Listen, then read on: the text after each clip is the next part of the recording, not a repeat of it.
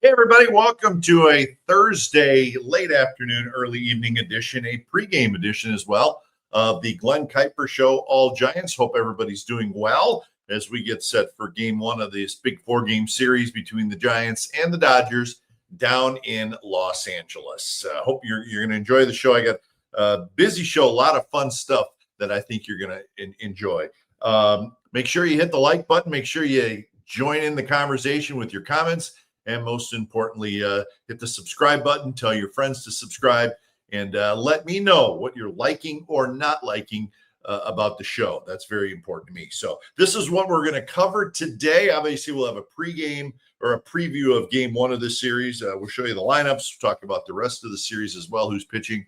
We'll talk about Dodger Stadium and these young players that the Giants have now, a lot of young pitchers, but a couple of young position players as well, playing at Dodger Stadium for the first time.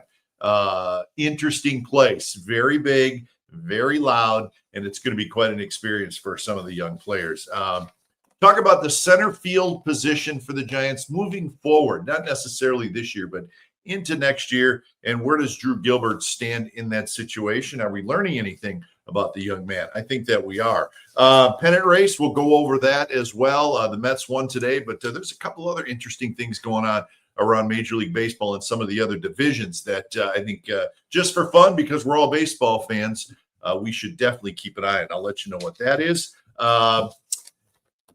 Fun facts. I'm calling it fun facts. Guys who have played with both the Giants and the Dodgers. The list is long, and I pulled out some important names, maybe surprise you a little bit. So that'll be a fun thing to do. And then finally, we will pay tribute to Clayton Kershaw, who announced his retirement at the end of this 2025 season.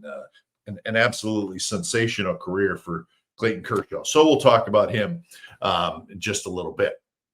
So as always, our show is brought to you by Tilden Properties. As an investor, one of the best places to put your money is California's multi-family real estate. By investing with Tilden Properties, you'll see quarterly dividends and equity buildup in the real estate market. It's Bay Area-based and family-owned. Tilden Properties, give them a call at 925-209-8558. And maybe more important, go to their website and check out what is a very, very impressive portfolio.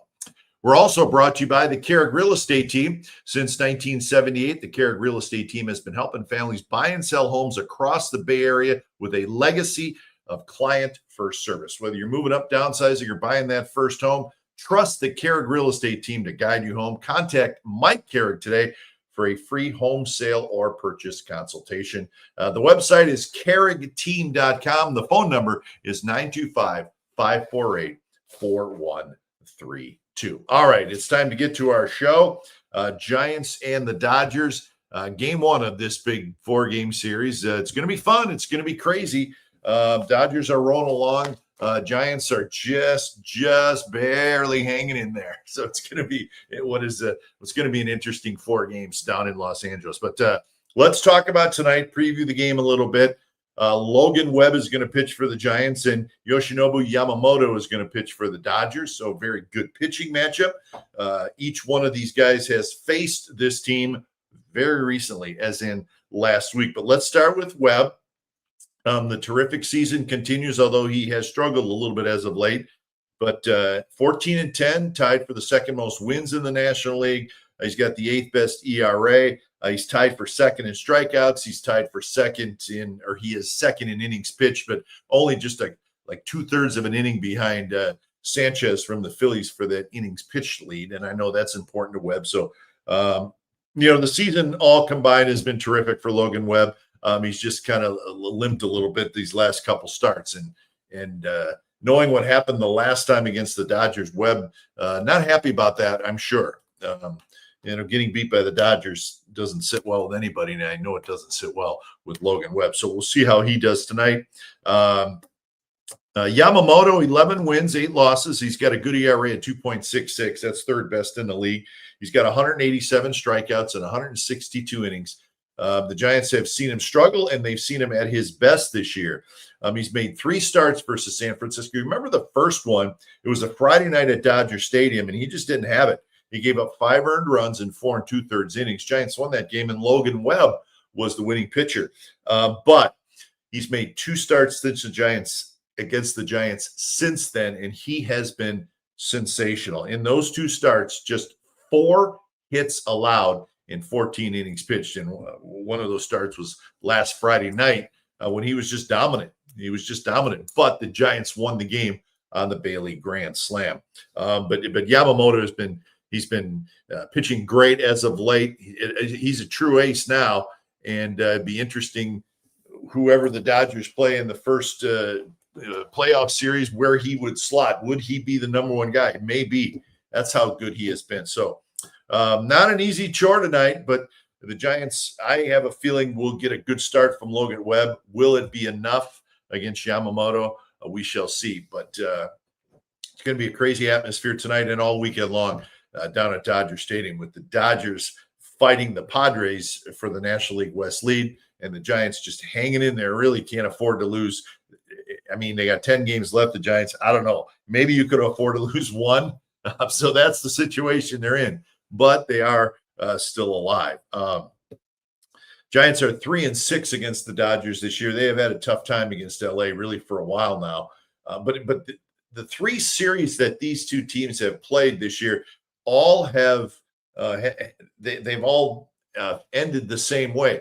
The Giants won the first game of all 3 series against the Dodgers this year.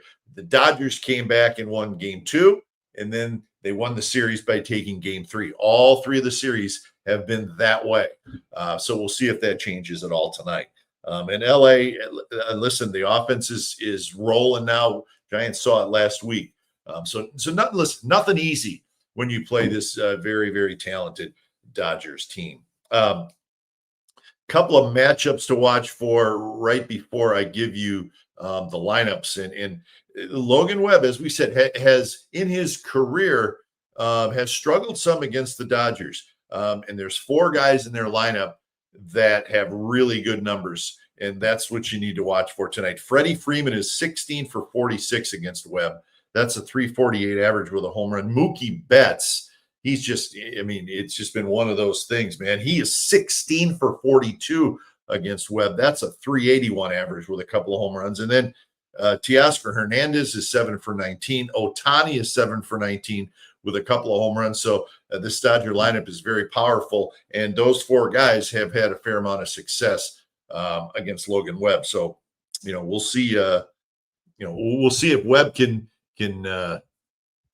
slow this thing down a little bit, which isn't always easy to do against the Dodgers, but we shall see. Let's take a quick look at the lineups for game 1 for the Dodgers. Ohtani, Betts, Freeman, Muncy, Hernandez, Conforto, Pajes, Rojas, and Rortvedt. So that's the lineup there. Michael Conforto, he's hitting only 199. We saw him for a couple years with the Giants, but man, he was tough. He's been tough on the Giants all year. And last week at Oracle Park, Conforto had a terrific series. So not having a great year, but he's been tough on his former team. So that's the Dodgers starting lineup.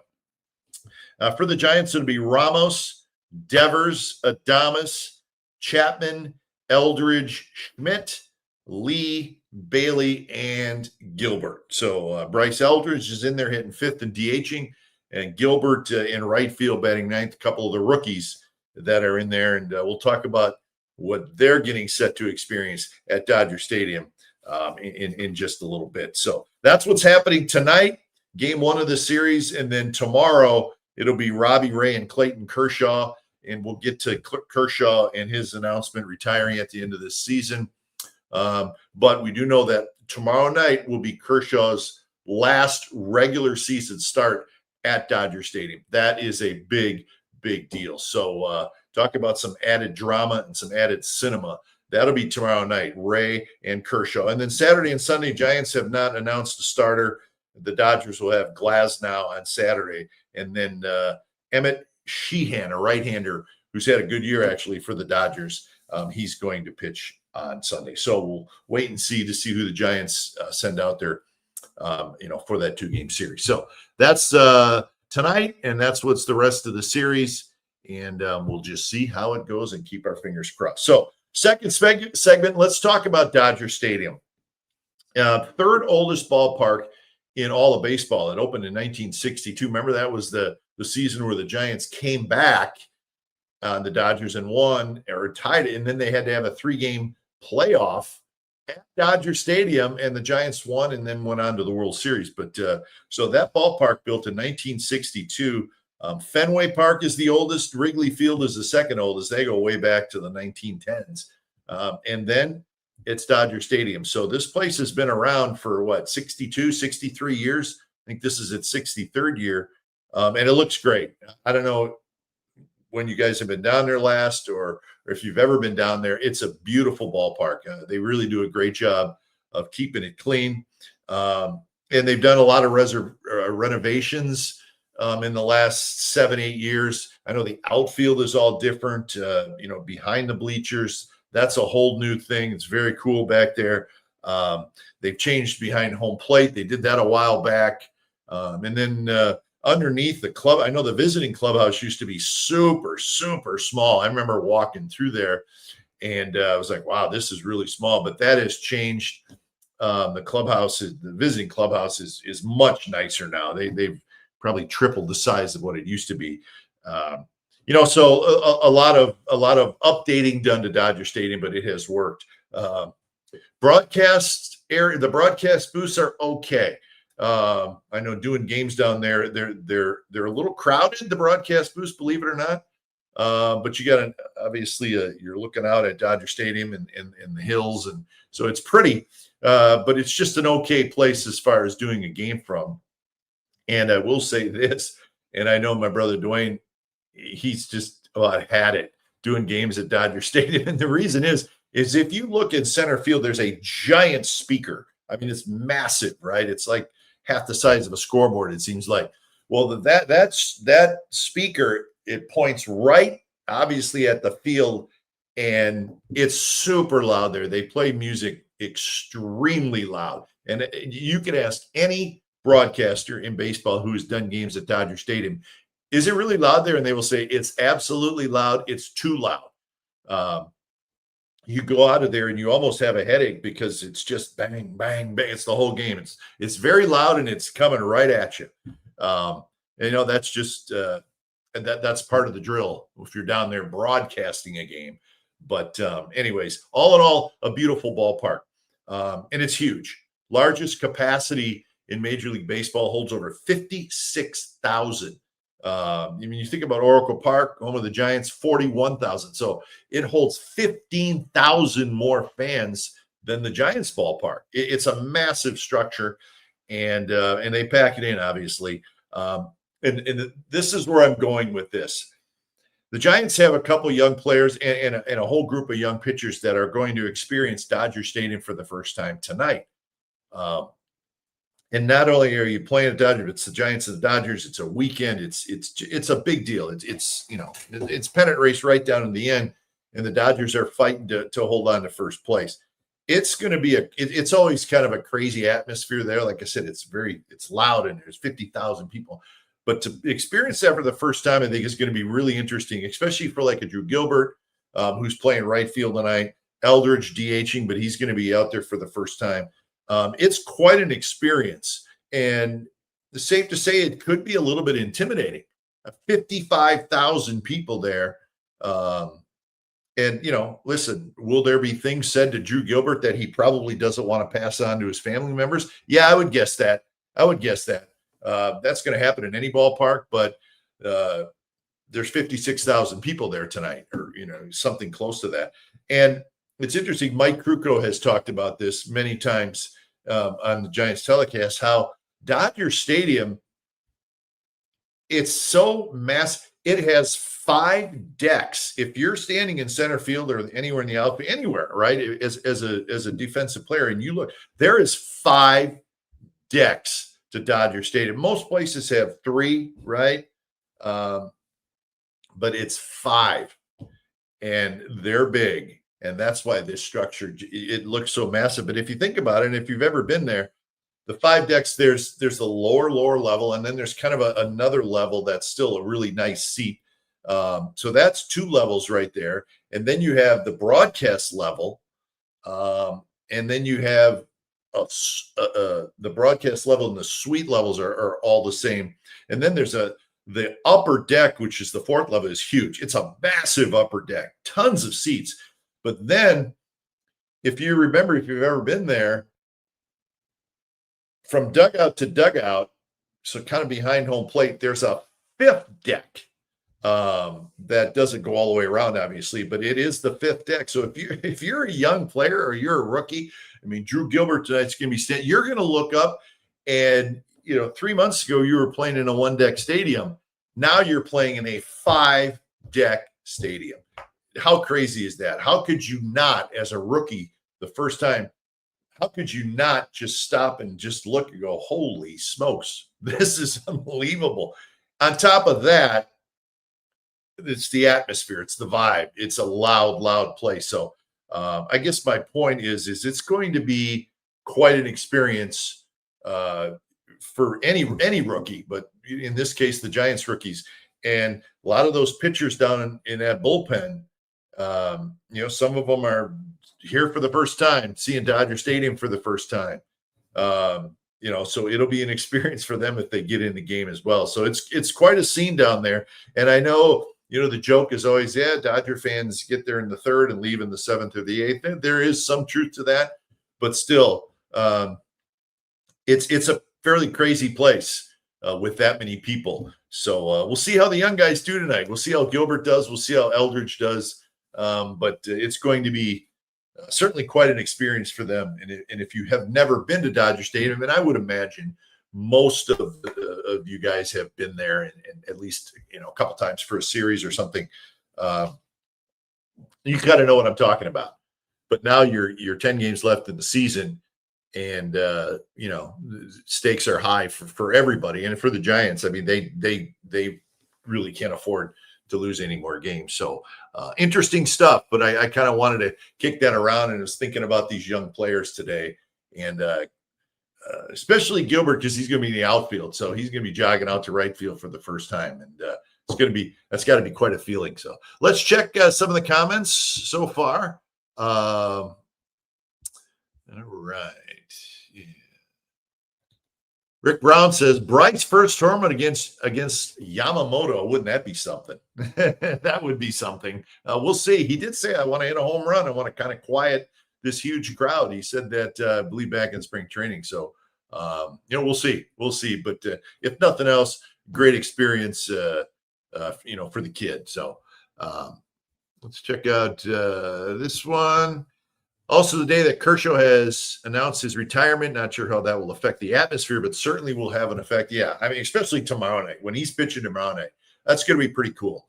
That's a pretty cool thing. And we're going to finish our show talking about Kershaw. But, this is a generational pitcher, maybe the best pitcher of his generation. And his whole career has been with the Dodgers. So it'll be fun. It'll be a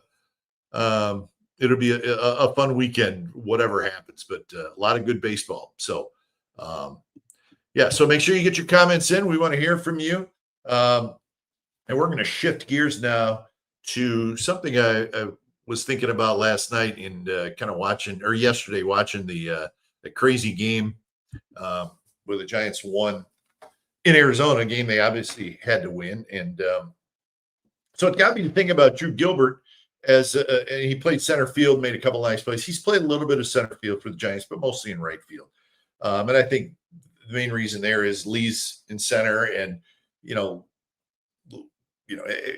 10 games left in the season. It's probably not the right time to say, hey, Jung-Hoo, let's try you in right field. That may be something into the future, anyways. But so my thought with Gilbert is. So we saw him yesterday, made a couple nice plays. He's in right field tonight.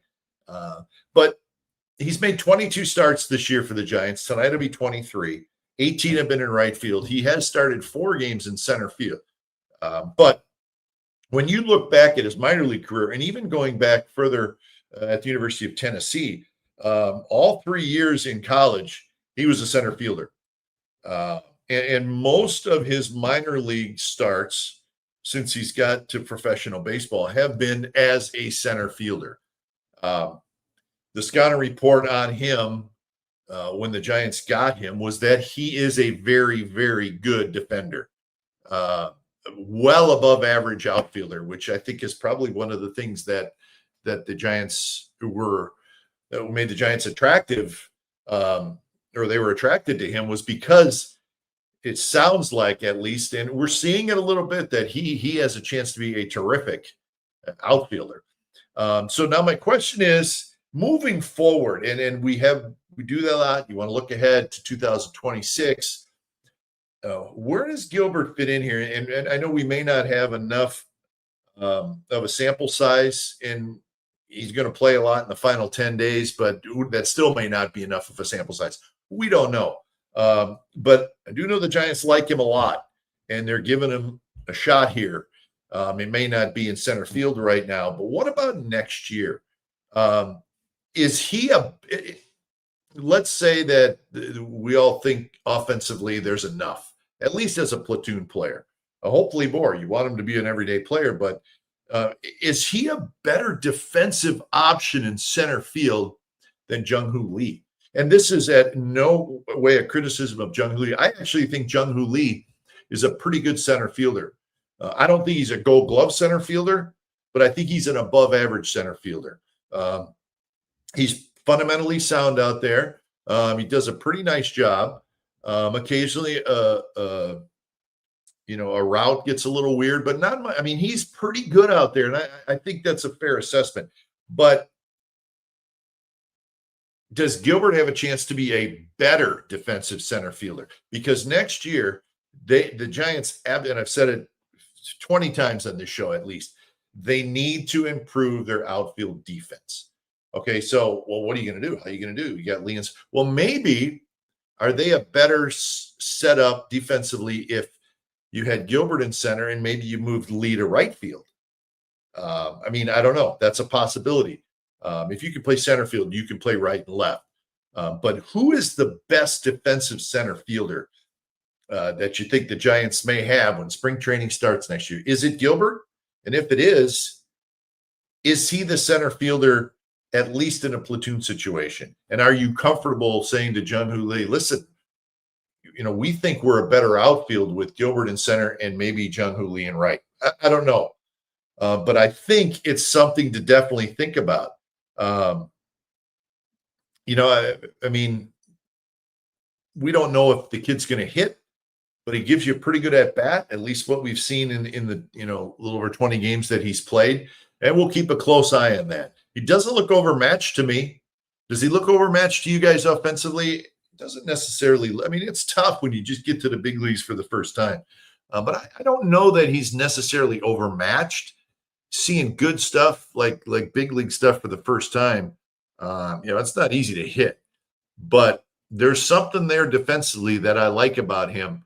And it kind of showed up yesterday in Arizona. And I think he's the real deal defensively. And that's a decision the Giants are going to have to make looking into next year. Let's be better defensively in the outfield. Where does Gilbert come into play if he does? And again, as I said, I think the other question too is he an everyday player or is he a platoon player? If he's a platoon player, then you got to go get a platoon match for him.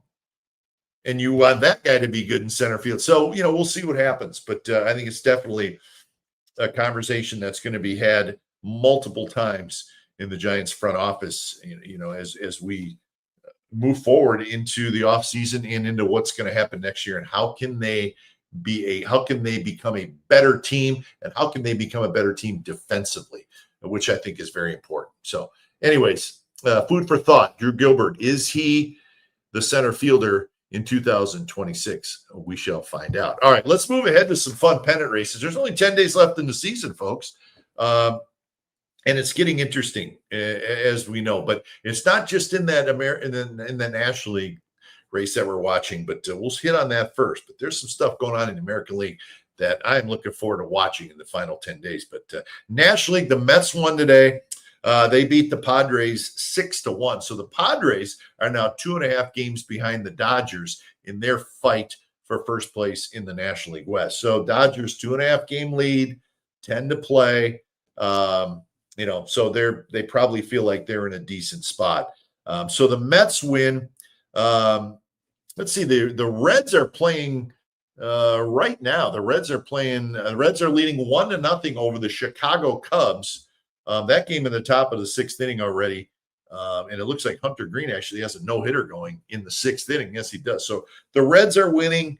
That's the first of a 4-game series. So the Giants are hoping with the slim chance they have, but maybe the Cubs can help them out against the Reds. Diamondbacks are off today. They will host the Phillies this weekend. So the Phillies in Arizona, and we know the Phillies are in. So that's who's playing what, where in this National League wild card race that the Giants are in. So right now with the Mets winning, Arizona's 2 back, the Giants are 2.5 back, and the Reds are 2.5 back for that third wild card spot. So that's where the numbers are now with that Reds win. So again, time is just running out on the Reds. It's running out on the Giants, and it's running out on Arizona. But we all know that, so we're not fooling anybody. So who's in so far in the postseason? There's only 12 spots, right? The Phillies are in. They're in as the division champ. They've already wrapped up the National League East. The Brewers are in, and the Cubs are in. Cubs are in for the first time postseason since 2020. So the 2 teams from the National League Central are in. Brewers, Cubs. Brewers trying to wrap up the division. They're not quite there yet. So those are the 3 teams that are in the postseason already, all in the National League. In that American League, we have not seen anybody quite wrap up a postseason spot just yet. And I wanted to get to the American League. I know we talk a lot about the National League for obvious reasons, but there's some really, really interesting and fun races going on in the American League. And listen, we obviously pay a little more attention to the National League, but keep an eye on these 2 things in the American League because it's pretty fun. The Mariners won today 2-0. They beat the Royals in the AL West. Watch the AL West. Here's why. So the Mariners win today. The Mariners and the Astros are now tied for first place in the AL West with 10 games to go. Right? They're both 84 and 69. Tied. Okay? That's awesome, right? But here's the thing. The Mariners and the Astros play this weekend in Houston. Final 3 games that these 2 teams will play against each other this year. Think about that. They're tied for first place with 10 games to play, and they got a 3-game series this weekend in Houston. And to make it even better, who wins the season series, that's who gets the tiebreaker. That is huge. Well, the season series is tied at 5 games apiece. So think about that. Whoever wins this weekend series in Houston between the Astros and the Mariners, they will grab first place. Now, listen, there's still a week left after this weekend, but they will grab first place and they will own the tiebreaker. So that is a huge series. I want to keep a close eye on that. And if you're a baseball fan, you got to love that. Astros, Mariners this weekend in Houston, tied for first place. So, and then after that, the Mariners they stay home, or the Mariners go home. They'll play the Rockies and the Dodgers next week. And the Astros will be on the road at the A's and at the Angels. So however you feel about who's got an easier schedule, I don't know. I'm looking forward to this weekend, and I'm going to keep a close eye on the Mariners and the Astros. And in the AL Central, remember, most of this year was the Tigers are great. The Tigers are running away with this thing. They're in. They don't need to worry about anybody else. I felt that way because you look at the standings in the Tigers, there were times they had a 10, 11-game lead. How about this? The Cleveland Guardians. Have you even thought about the Guardians having a shot at postseason in the last 2 months? Have you even thought about it? Because I saw them kind of hanging around 500, but really scuffling around. Listen to this. Today, the Guardians finished off a 3-game sweep of the Tigers in Detroit. Okay? The Guardians have won 7 in a row. They've won 12 out of 13. The Tigers have lost 15 out of their last 22. Okay? So here's where it gets interesting. So as of today, The Tigers still have a 3.5 game lead over Cleveland in the American League Central. So you're thinking, well, that's a fairly safe lead, right?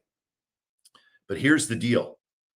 These two teams play Tuesday, Wednesday, and Thursday in Cleveland. Tigers at Guardians, Tuesday, Wednesday, Thursday. Right now, the lead is 3.5. Okay. This weekend, Cleveland goes to Minnesota for a 4-game series, including a doubleheader on Saturday. Okay. I mean, this is crazy. Detroit is home to Atlanta before those two teams hook up Tuesday, Wednesday, Thursday, 3-game series. So you seem like, well, 3.5 game lead seems fairly safe for the Tigers, or somewhat safe, but it's not. It's not, because they're scuffling. The Guardians are red hot and they play each other. Think about that. So that's another great series and great race that we didn't think would ever happen. The Tigers were running away with this thing. So anyways, I just wanted to throw those two out there because we're all baseball fans here and we all love the pennant. I love the pennant race. It's great. Scoreboard watch every day, standings every day. I check them just because I want to know what's what. Not just the National League West, not just the National League wild card, everything, all of them. Who's getting in? And it hit me today that AL Central, believe it or not, it is not over yet. And the Guardians are making a huge charge. Keep an eye on that, and keep an eye on that AL West with the Mariners and the Astros. It's pennant race baseball, man. It's so much fun. And that's why I like to point out some of the good stuff that's going on outside of the things we watch closely with the National League West. So anyways, there you go. So time for some fun facts. I checked this out today. You're going to love this. What do you think the number is of players who played with both the Giants and the Dodgers? I have the number in front of me, and I'm thinking, should I wait and tell you guys later and let you guys guess? What do you think? Anyways, it's a pretty significant list, but there were some names that jumped out at me that may surprise you a little bit, right? It may surprise you. I'm gonna let you guys guess how many players have played for both the Giants and the Dodgers. How many? What's the number? But we'll check it after I go through some of the names that played for both, because some of the names surprised me a little bit. It's not all of them, but it's just, it's the names you guys would know. And you're like, oh, he played for the Dodgers. He played for the Giants. I didn't know that. Well, here you go. Just handpick some names. Dusty Baker, right? Dusty Baker, terrific playing career. Most of that coming with the Dodgers. Before that, the Braves. But did you know Dusty Baker played 1 year with the San Francisco Giants? It was 1984. I remember he was actually a teammate of my brother Dwayne. He hit .292 for Dusty, played 100 games for the San Francisco Giants in 1984. Do you remember that? Did you know that? Dusty Baker, not just the Giants manager, but for 1 year, he was the Giants player. Remember Gary Carter, the late, great Gary Carter? Can't believe he passed away at such a young age. But this is a Hall of Famer. But you think about Carter with the Expos, and then you think about Carter with the Mets, right? But he played 1 year with the Dodgers and 1 year with the Giants, back to back. 1990, he was a Giant. 1991, he was a Dodger toward the end of his career. So Gary Carter played both the Giants and the Dodgers. Remember Eric Davis, the star with the Cincinnati Reds? He was awesome, right? He had 80 stolen bases 1 year. But Eric Davis was like a 5-tool guy. He was just a phenomenal player. But his great years were definitely with Cincinnati. But Eric Davis played 2 years with the Dodgers. And do you remember Eric Davis with the Giants toward the end of his career? It was 2001, the year Barry went off with 73 home runs. Eric Davis was a member of the San Francisco Giants and a couple years with the Dodgers. I thought that was an interesting name because I faintly remember now him being with the Giants. Oral Hershiser, that's right, folks. All those great years with the Dodgers. Oral Hershiser, Giants fans hated him. In 1998, he signed with the San Francisco Giants. Yes, he did. And he had a good year. He had 11 wins in 34 starts for a Giants team that, remember, in 1998, they played the play-in game in Chicago, and they lost the wild card play-in game. But Oral Hershiser, believe it or not, 1 year was a San Francisco Giant. How about Brian Johnson? Brian Johnson hit one of the most memorable home runs in Giants history, and it came against the Dodgers. We all remember it, 1997, way at the end of the year. He played 3 games with the Dodgers in 2001, right at the end of his career. So it wasn't a lot, but Brian Johnson did wear the Dodger blue. But he's also remembered for a monstrous home run. Jeff Kent, how dare Jeff Kent? Jeff Kent played with the Dodgers. In fact, his last 4 years were with the LA Dodgers, and he was really, really good with the Dodgers. Look it up. He had great seasons. Such a terrific player, and we know what he did with the Giants, but he finished his career with the Dodgers. And Jeff Kent, to me, the fact that he doesn't get hardly any love for the Hall of Fame, I think is awful, and I think it's terrible, and I think it's people missing this big time. Jeff Kent had 2,461 hits. He had 377 career home runs, most home runs by a second baseman in Major League Baseball history. He had over 1,500 RBI. I mean, come on. He had 560 doubles. And Jeff Kent doesn't get hardly any love for the Hall of Fame. Most home runs by a second baseman in Major League Baseball history. Just saying. Jeff Kent deserves more love, even though he played with the Dodgers for his last 4 years. Jeffrey Leonard, the hack man, played for the Dodgers. Yes, he did, folks. Remember, terrific player with the Giants, 7.5 years in San Francisco. But he started his career with the Dodgers, signed by the Dodgers, and then he got to the big leagues just for a short period of time in 1977. Only played in 11 games, but he came up through the Dodgers minor league system, did Jeffrey Leonard. But his best years were with the San Francisco Giants. But the hack man did play for the Dodgers just for a short time. Juan Marichal played for the Dodgers, the Hall of Famer. Unfortunately, he did 2 games for the Dodgers in 1975. Just 2. He'd had enough. 2 and I'm out. Juan Marichal, Hall of Famer for the Giants. Unfortunately, he did pitch for the Los Angeles Dodgers. Russ Ortiz played for the Dodgers. Do you remember that? I didn't. I honestly didn't. Of course, Russ Ortiz had some good years with the Giants on some really good teams. And he, like Marichal, he finished his career in LA, pitching in just 6 games in 2010. So Russ Ortiz, we'll forgive you, Russ, because you're a good guy. He played for the Dodgers. Sergio Romo played for the Dodgers. Serge, come on. See him on TV now. He does a nice job. He played half of the season in 2017 with the Dodgers. I bet he wasn't happy. We'll forgive you, Serge. And last but not least, Darryl Strawberry. Or Darryl Strawberry, the star with the Mets. And then he signed with the Dodgers, went back home to play in LA. He was with the Dodgers for 3 years. And then he was with the Giants in 1994. He played in 29 games and was actually doing a pretty good job for the Giants. But then the strike hit, and of course the season was canceled, and that was it. But Darryl Strawberry, and you remember Straw, he did play for the Giants in 1994. So those are just some of the names that jumped out.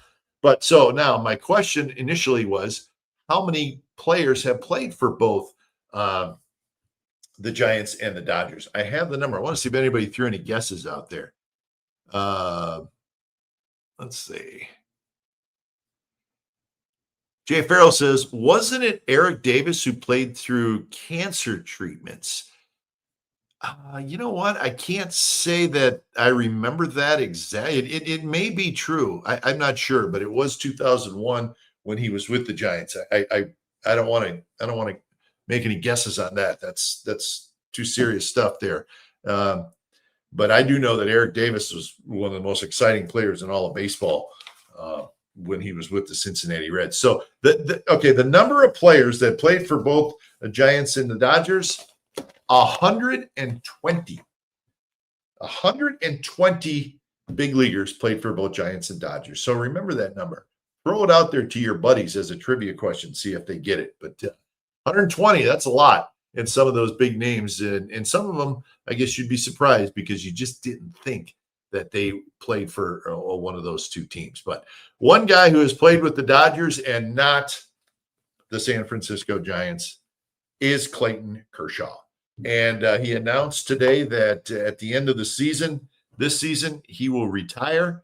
What can you say? I mean, 18 years as a big leaguer, pretty much all dominant, and all with the Los Angeles Dodgers.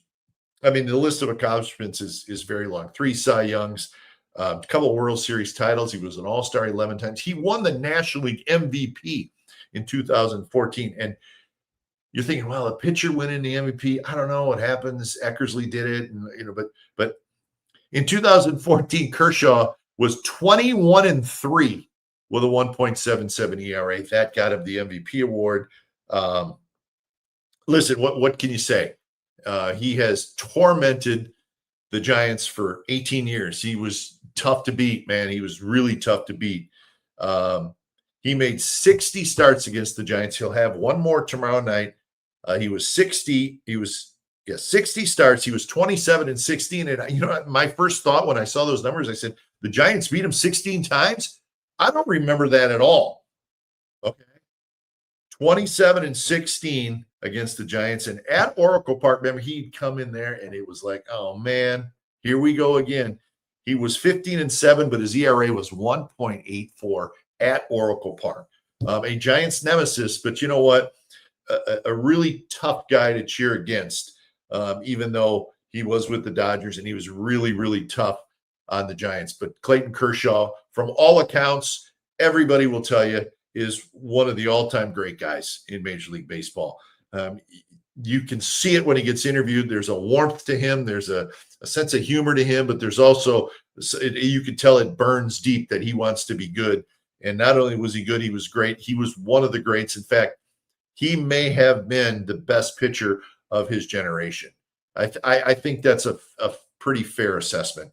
But when it's all said and done, he's got one more start, and he may start a game next week too, but he's got one more home start. But right now, his career record is 222-96. Think about that. You see a pitcher in his career, hey, he was 25 games over 500. That's pretty good, right? If a guy goes 125 and 100 in his career, that's pretty good. Kershaw, 222-96. Unbelievable. So congratulations on a sensational career. And we'll see what he does tomorrow night. Let's hope the Giants do some damage to him, because it's been hard to do damage to him over all these years. But he's been fun to watch, a real gentleman, good ambassador for the game of baseball. And you just never heard a bad word about Clayton Kershaw. So with that, he's on the good guy list, and congratulations. And that's the first ballot Hall of Famer, folks. I don't think there's any question about that. So anyway, so that should get you ready for tonight's matchup, game 1 with the Giants and the Dodgers. I did my best to preview it. Hope you enjoyed some of the goodies tonight. It was indeed fun. Want to remind you, go to the browse around a little bit on my YouTube channel. All the live shows are there. We've been doing a lot of live shows lately. The videos are all there. They stay there. You can check them all out. In fact, we have a new Friday Night Kipes video coming out with Dave Fleming. Remember, we had Flem and his brother on also on Friday Night Kipes, but this is just Dave Fleming. Great storyteller. We had a lot of fun with Flem, did Dwayne and I. The Friday Night Kipes show. Dwayne and I do them at the Gotham Club.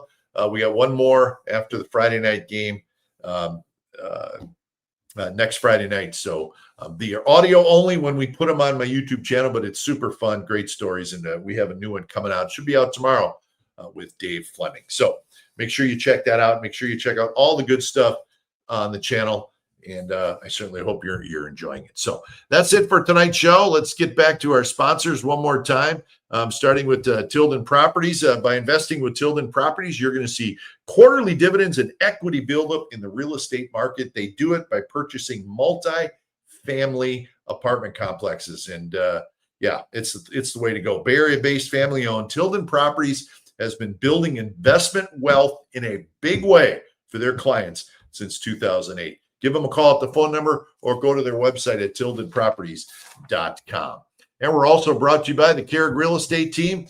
Whether you're moving up, downsizing, or if you're making your first purchase, which we've all been there, let the Kehrig Real Estate Team guide you home. Give them a call at 925-548-4132 or go to the website at kehrigteam.com. Call Mike Kehrig at that number, and he will give you a free home sale or purchase consultation. Again, 925-548-4132. Thanks to the sponsors. Can't do it without you. And thanks to all the viewers out there. You guys have been great, and I appreciate listening. I hope you enjoyed tonight's show. That's the email, but you can also follow me on Twitter at Kuiper Baseball.